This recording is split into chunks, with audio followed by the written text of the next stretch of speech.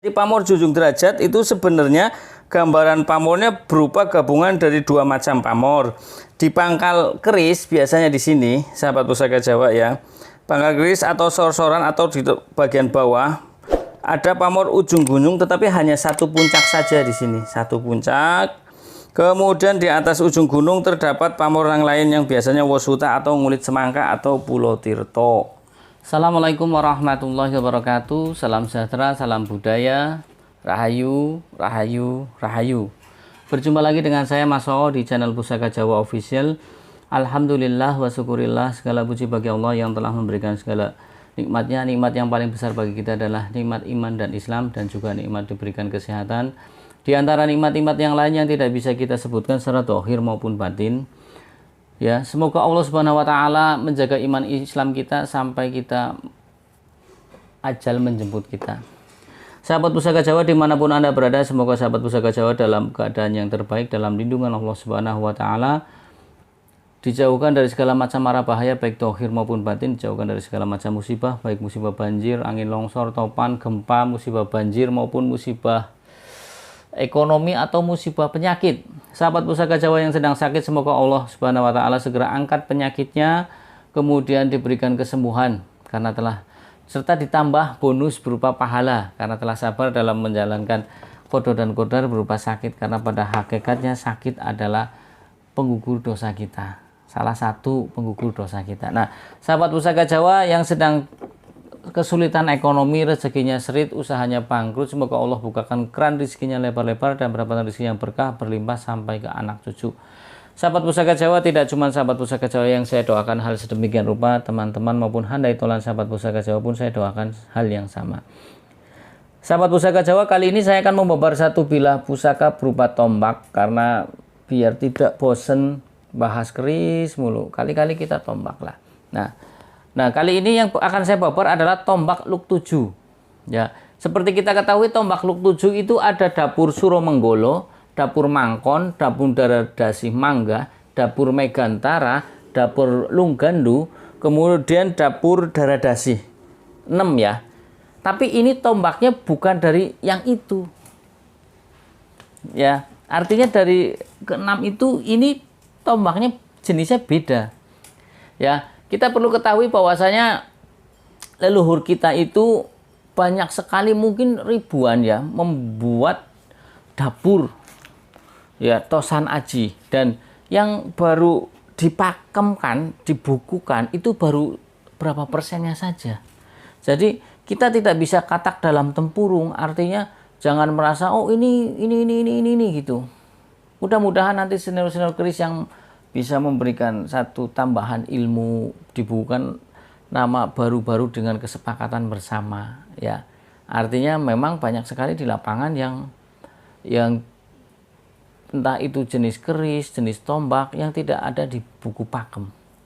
Seperti itu. Nah, kemungkinan seperti umamanya nih ya, umumnya tinggal ditambahkan saja dengan oh ini dapurnya dapur ini, biasanya katakan dapur ini lurus, kok ini kok ada looknya, mungkin bisa dikatakan dapur yang si A, dapur A, kemudian ditambahin looknya saja.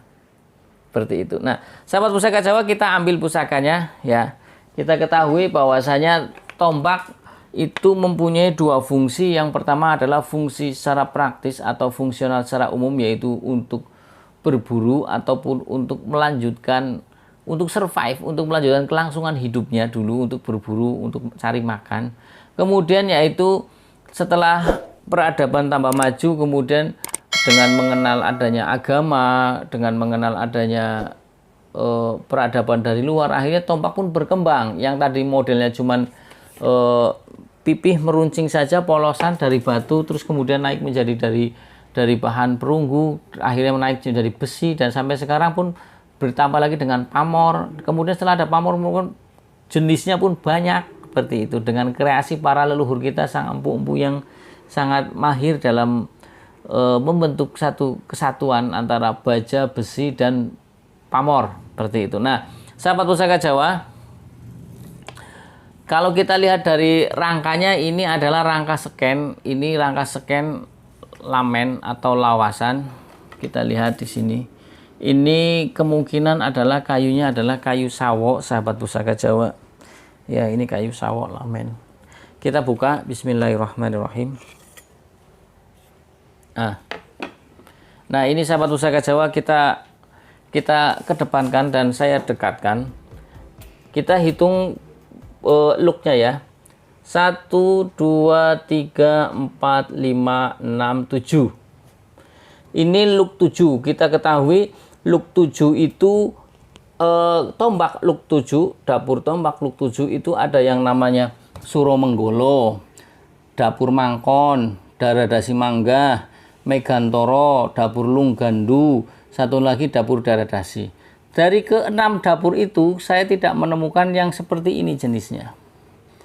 Saya temukan jenis seperti ini adalah dapur Baru Kuping, tapi itu lurus. Nah, sekarang bagaimana dengan yang look 7 begini? Apakah kita namakan dapur Baru Kuping look 7? Nah, itu dia. Nah, sahabat pusaka Jawa. Nah, oke ya sahabat pusaka Jawa, sekarang kemudian kita lihat nih. Ini yang istimewa lagi di kupingnya ini ada sungutnya. Seperti ripandan kecil tingil gitu di sini nih. Kelihatan ya sahabat pusaka Jawa, saya kedepankan. Nah, tuh. Ini nih kecil. Ini namanya sungut kalau ditombak. Ya, kalau mungkin di keris, kalau yang di belakang gonjo itu namanya tingil atau ripandan.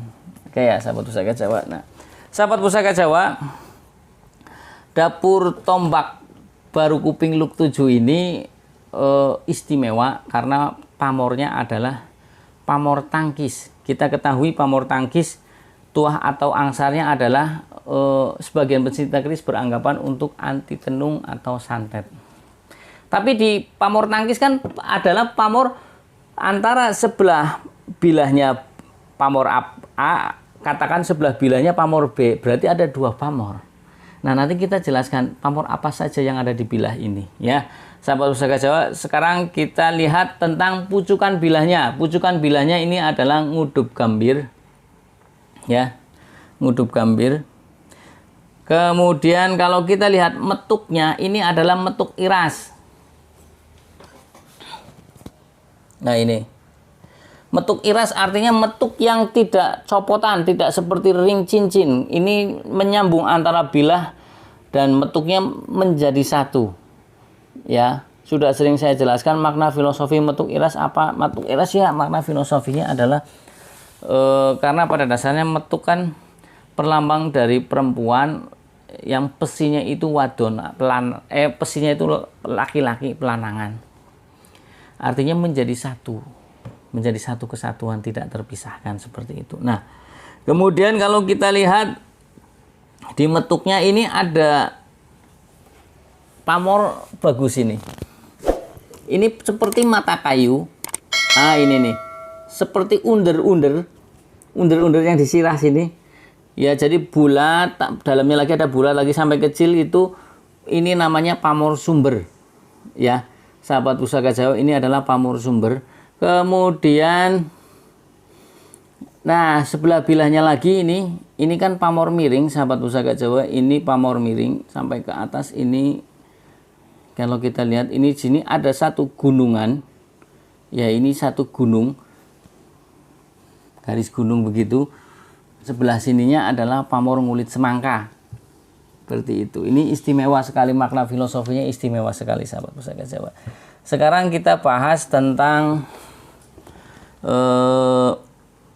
tuah atau angsar dari pamor tangkis. Pamor tangkis, saya ulangi lagi, tuah atau angsarnya adalah untuk kalau digabungkan antara pamor satu dan lainnya, ini tuah tangkis adalah untuk anti santet ataupun tenung atau guna-guna seperti itu.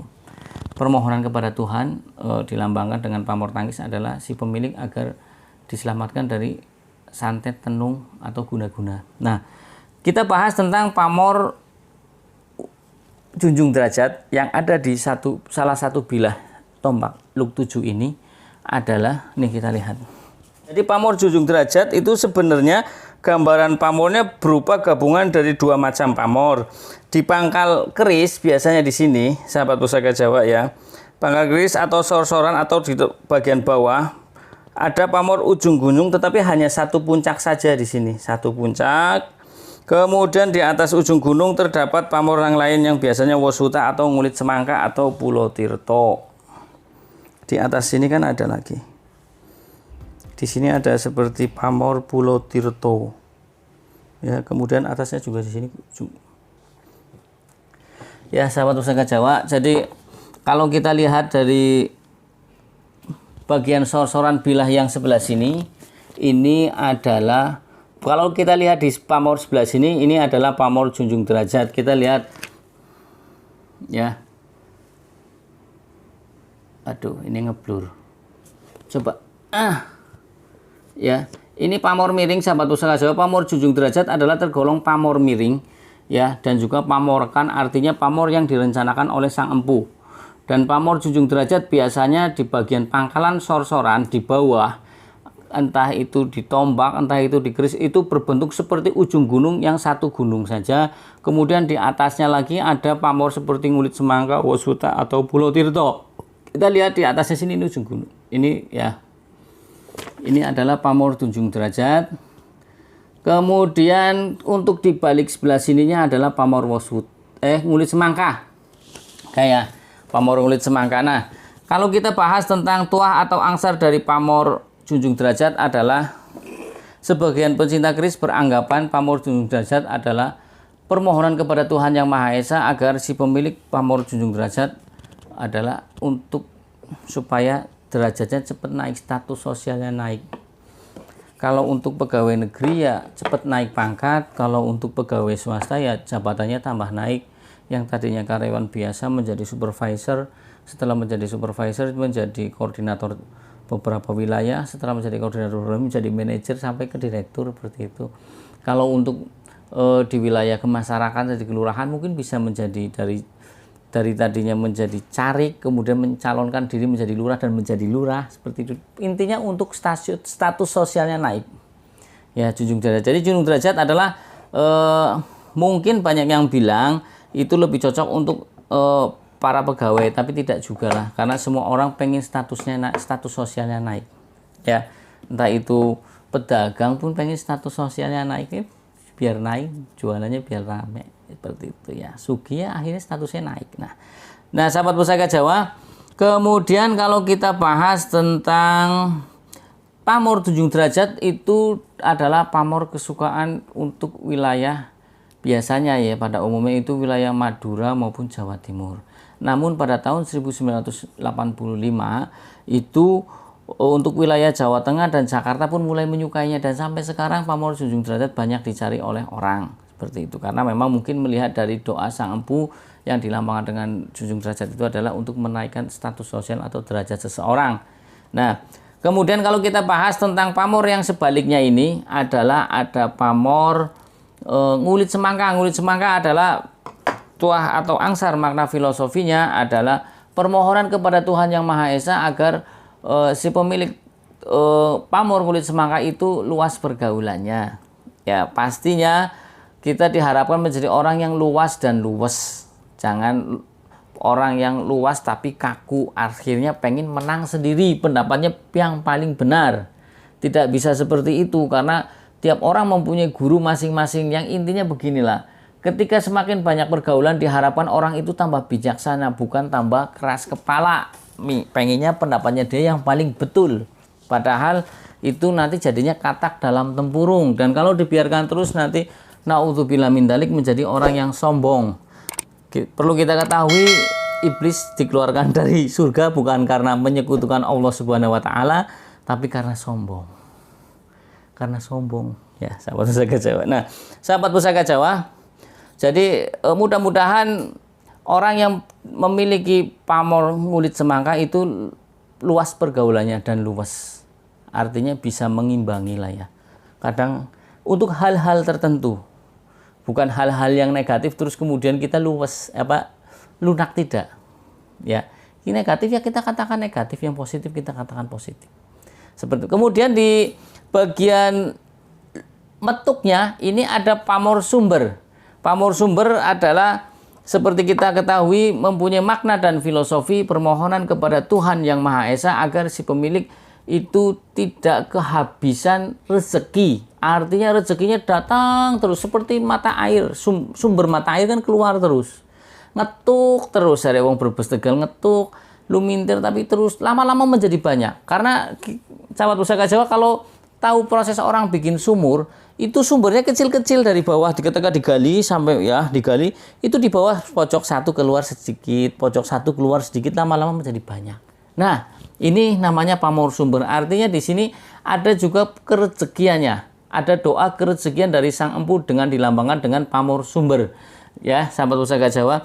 Kalau kita bahas tentang makna dan filosofi Luk 7, apa masalah makna dan filosofi Luk 7 adalah agar si pemilik Luk 7 adalah mempunyai wibawa yang besar dalam bicara, kemudian omongannya mempengaruhi lawan, kemudian perintahnya ditaati atau omongannya pun ditaati oleh bawahannya. Kemudian yang keempat adalah ketika dia menghardik atau membentak seseorang yang mendengarnya merasa takut. Jadi di Luk 7 sudah ketahuan ini. Oh, berarti Luk 7 itu memposisikan agar mempunyai wibawa yang besar, disegani oleh banyak orang. Ya, karena kalau orang sudah mempunyai wibawa, orangnya lewat saja orang pada minggir. Seperti itu. Ya, sahabat pusaka Jawa. Nah, kalau kita rangkum ya secara keseluruhan makna dan filosofi dari tombak baru kuping ya Luk 7 ini adalah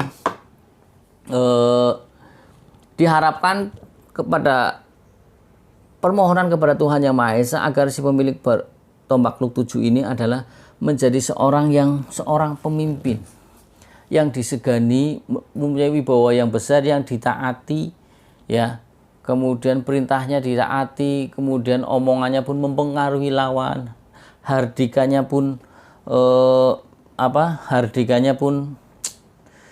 membuat takut orang yang mendengarnya. Kalaupun itu orang yang biasa, karena dilambangkan dengan adanya pamor junjung derajat, diharapkan orang itu derajatnya naik terus. Ya, naik terus. Jadi diharapkan dari orang ini, orang yang memegang tombak ini adalah diharapkan status sosialnya naik terus, kemudian menjadi orang yang berwibawa, disegani, kemudian luas pergaulannya, kemudian rezekinya tidak pernah habis, tidak pernah putus karena ada lambang pamor dari pamor sumber seperti itu ya. Jadi sangat senang sekali pastinya kita manusia ingin status sosialnya naik, entah itu secara dohir maupun secara rohani ya. Kalau secara rohani ya yang tadinya yang tadinya sholatnya 5 waktu nambah lagi jadi sholat sunnahnya ada qobliyah dan ba'diyahnya. Setelah qobliyah ba'diyah sholat 5 waktu sudah nambah lagi sholat duhanya. Setelah sholat duhanya sudah ada nambah lagi sholat tahajudnya, nambah lagi sholat hajatnya, nambah lagi sholat taubatnya, dan lain sebagainya, sholat witirnya. Seperti itu ya sahabat pusaka Jawa. Nah, kalau untuk dohirnya mudah-mudahan orang itu status sosialnya menjadi tinggi. Artinya di kehidupan nyatanya pun dia naik status sosialnya. Ketika status sosial naik, mudah-mudahan rezekinya pun ikut naik. Dan rezekinya tidak pernah putus. Ketika orang mempunyai wibawa yang besar, omongannya ditakuti oleh orang, mempengaruhi lawan, insya Allah apa yang menjadi harapan dia dipermudah Allah Subhanahu wa Ta'ala ya. Nah, sekarang kalau kita lihat dari selorok besinya, ini adalah hitam kebiruan. Kemudian kalau kita lihat dari pasikutannya, ini pasikutannya yang berkesan wingit dan prigel, kemudian looknya ini tidak terlalu kelok, tidak terlalu looknya kerep ya. Kemudian kita lihat besinya, ini besinya adalah berkesan kering dan lumer, artinya halus diraba dari bawah sampai ke atas semakin meruncing. Ini estimasi tangguhnya Mojopahit. Nah, kalau kita bicara estimasi itu artinya kira-kira. Nah, kalau bicara tangguh tak sengguh artinya ya tak kira-kira gitu, sama. Tidak ada sesuatu yang pasti dalam tosan haji. Yang lebih pasti adalah Allah Subhanahu wa Ta'ala. Kita hanya bisa mengkira-kira saja karena pada tahun itu tidak seperti mobil yang tahun sekarang, datanya sudah ada tahunnya, ada apanya seperti ini. Kita kan lihat dari ciri-cirinya. Ya, sahabat Pusaka Jawa. Nah, ya dari saya itu saja sahabat Pusaka Jawa. Bila saya ada salah-salah kata, saya minta maaf. Kesalahan mutlak milik saya, kebenaran milik Allah Subhanahu wa taala. Sahabat Pusaka Jawa yang belum subscribe, silahkan pencet tombol subscribe, like, share, and comment. Kemudian pencet tombol notifikasi lonceng agar sahabat Pusaka Jawa mendapatkan video-video ter-up to date dari saya. Yang ingin request nama dapur silahkan komentar di kolom komentar. Jika ada saya babar, jika tidak ada buat PR, jika tidak ada makfuan minta dimaafkan. Akhirul kalam, wassalamualaikum warahmatullahi wabarakatuh. Salam sejahtera, salam budaya, rahayu, rahayu, rahayu.